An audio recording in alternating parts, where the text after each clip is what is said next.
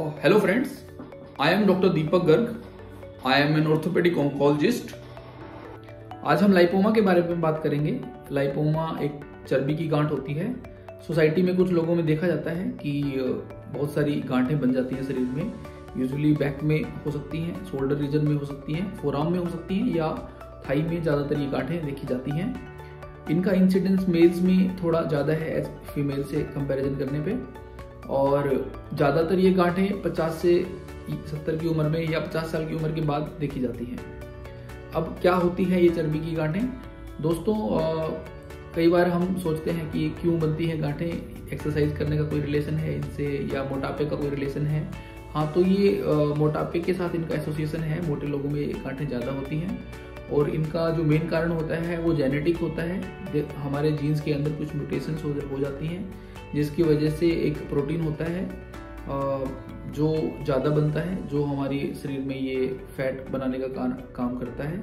तो ओवरऑल अगर देखा जाए तो ये एक जेनेटिक म्यूटेशन है मेजरली, जिसकी वजह से ये गांठें हमारे शरीर में बहुत सारी बन जाती हैं। अगर आपके शरीर में ऐसी गांठें हैं तो हमारा सबसे पहला काम तो ये है कि हम ये पता करें कि ये चर्बी की ही गांठ है, इसमें कोई भी कैंसर का कण नहीं है।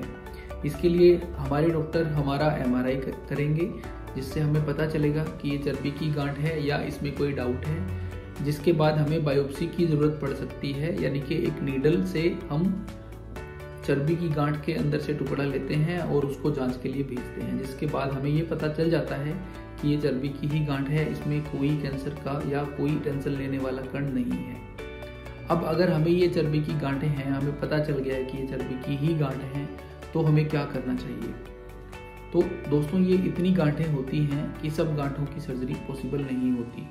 तो यूजुअली हम इन गांठों में सर्जरी एडवाइज नहीं करते हैं। हम फॉलोअप करते हैं कि क्या कोई ऐसी गांठ तो नहीं है जो बहुत तेज गति से बढ़ रही है, कोई ऐसी गांठ तो नहीं है जिसके अंदर पेन हो रहा है। पेन यानी कि जब गांठ बड़ी होती है तो ये हो सकता है कि ये गांठ हमारे शरीर में खून की नस को या नर्व्स को प्रेस करे, यानी कि दबाए, जिसकी वजह से हमें सूजन आ सकती है, सेंसेशन कम हो सकती है, मोटर पावर कम हो सकती है, यानी कि हाथों या पाँव के अंदर पावर कम हो सकती है, जिसकी वजह से इन गांठों की सर्जरी करके निकालना पड़ता है। जो गांठ सिम्टम कॉज करती है उस गांठ को निकालना पड़ता है।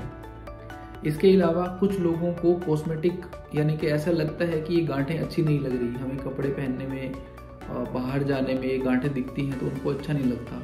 ऐसे सिनेरियोज में भी हम सर्जरी करके इन गांठों को निकाल सकते हैं। अदरवाइज इन गांठों को अगर हम नहीं निकालें और केवल फॉलोअप पे रखें तो कोई टेंशन की बात नहीं होती है। अगर हम इन गांठों को एक बार निकाल देते हैं तो यूजुअली इन गांठों में रिकरेंस, यानी कि वापस से उसी जगह पे गांठ आना, ऐसा यूजुअली नहीं होता है। इसके चांसेस बहुत कम होते हैं, लेस देन 5% चांसेस होते हैं इस चीज़ के। ये था अबाउट लाइपोमा। आगे आने वाली वीडियोस में हम हमारे शरीर पे और अलग टाइप की सूजन के बारे में बात करते रहेंगे। Thank you guys, thank you very much.